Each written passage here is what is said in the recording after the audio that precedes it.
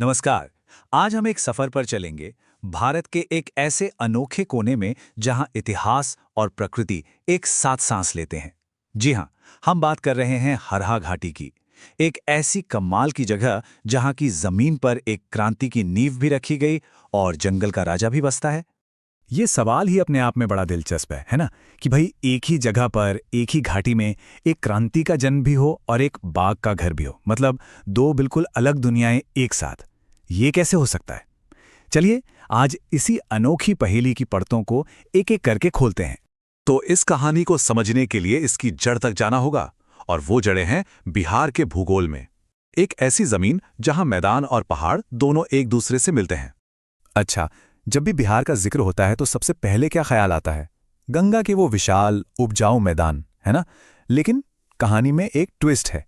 इसकी जो उत्तरी सीमा है ना, वहां हिमालय का शुरुआती हिस्सा यानी शिवालिक की पहाड़ियां खड़ी हैं।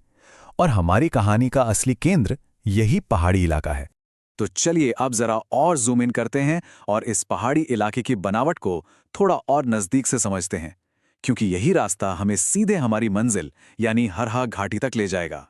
तो देखिए, इसकी बनावट 3 हिस्सों में है। सबसे बाहर नेपाल से लगी हुई ऊंची सोमेश्वर रेंज।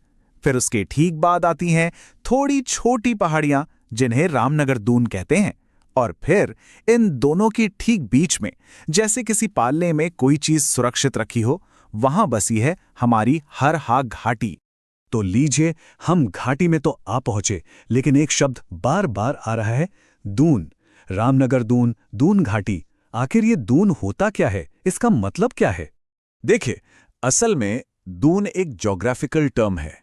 ये एक खास तरह की घाटी होती है जो दो लगभग पैरेलल यानी समानांतर पहाड़ी श्रृंखलाओं के बीच में लंबी सी फैली होती है। और हमारी हरहा घाटी बिल्कुल रामनगर दून और सोमेश्वर श्रेणी के बीच बसी एक ऐसी ही परफेक्ट दून घाटी है। और इस दून को अपनी पहचान, अपना नाम किससे मिला? हरहा नदी से। और ये कोई शांत सीधी सादी नदी नहीं है, नहीं, ये एक पहाड़ी नदी है। मॉनसून में तो इसका रूप ही बदल जाता है, बहाव एकदम तेज। और यही पानी है जो इस घाटी की जमीन को जान देता है, यहाँ के पूरे इकोसिस्टम को एक तरह से बनाता है। लेकिन इस घाटी की जमीन ने सिर्फ नदी के बहाव को ही नहीं झेला है, इसने दो और बहुत बड़ी कहानियों को अपने अंदर सहेजा है। एक कहानी है जंगल की और दूसरी इतिहास की। तो जंगल की कहानी ये है कि हरहा घाटी के बिल्कुल पास ही मौजूद है वाल्मीकि टाइगर रिजर्व। और ये कोई आम जंगल नहीं है, ये पूरे बिहार का इकलौता, जी हाँ, एकमात्र टाइगर रिजर्व है। तो समझा जा सकता है कि ये इस इलाके के लिए कितना अनमोल कुदरती खजाना है। तो सोचिए, एक तरफ बाघों की दहाड़ गूंज रही है, और वहीं उसी जमीन से इतिहास को बदलने वाली एक आवाज भी उठी थी। बिल्कुल यहीं से भारत की आजादी की लड़ाई ने एक बहुत ही निर्णायक मोड़ लिया था। वो जगह है भितिहरवा आश्रम, जहां से महात्मा गांधी ने 1917 में अपना पहला सत्याग्रह शुरू किया था। वो इसी इलाके में है। कमाल का कॉन्ट्रास्ट है ना? एक तरफ घना जंगल, जंगली जानवर, और दूसरी तरफ एक ऐसा आंदोलन जिसने पूरे देश की चेतना को जगा कर रख दिया।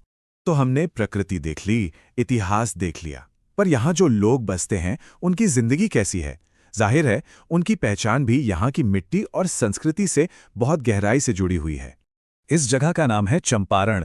ये नाम भी बड़ा खूबसूरत है। ये बना है चंपा अरण्य से, यानी चंपा के फूलों का जंगल। और आज की तारीख में यहाँ के लोगों की जिंदगी का जो मुख्य आधार है वो है गन्ने की खेती।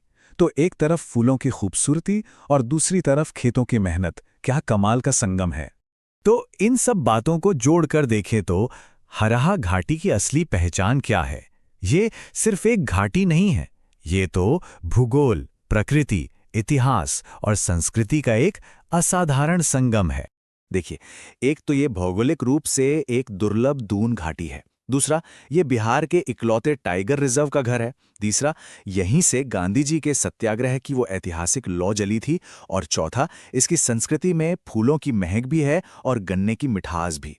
ये सारी चीजें जब एक साथ मिलती हैं तो भारत के नक्शे पर ये एक बेहद बेहद खास जगह बन जाती है। और आखिर में बस यही सवाल मन में घूमता है कि दुनिया में ऐसी कितनी जगह होंगी जिनकी विरासत की कहानी एक तरफ एक नदी ने लिखी हो और दूसरी तरफ एक क्रांति ने। हरहा घाटी सच में भारत का एक छुपा हुआ रत्न है। हमारे चैनल को लाइक और सब्सक्राइब करें ये यूपीएससी, बीपीएससी और प्रतियोगी परीक्षाओं में सहायक होगा।